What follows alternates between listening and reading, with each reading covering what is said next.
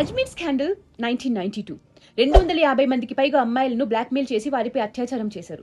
32 సంవత్సరాల తరువాత 6 మంది అత్యాచారులకు శిక్ష విధించబడింది. 1989 నుండి మే 92లో పోలీసులు చర్యలు ప్రారంభించే వరకు జరిగిన భయానకమైన నేరాల కోసం శిక్ష పడిన 18 మంది వ్యక్తులలో వీరు చివరివారు.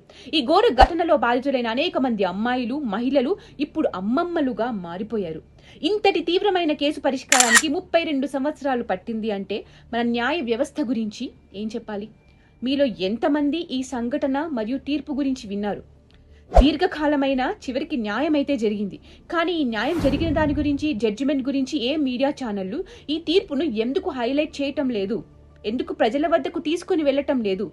మహిళలపై దుర్వినియోగం చేసే ఘటనలు రోజు రోజుకి పెరుగుతున్నాయి, అత్యాచారాలు పెరుగుతున్నాయి. ఇటువంటి నేరాలను అరికట్టడానికి కఠినమైన చట్టాలు మరియు ఫాస్ట్ ట్రాక్ న్యాయం అమలు చేయాలి.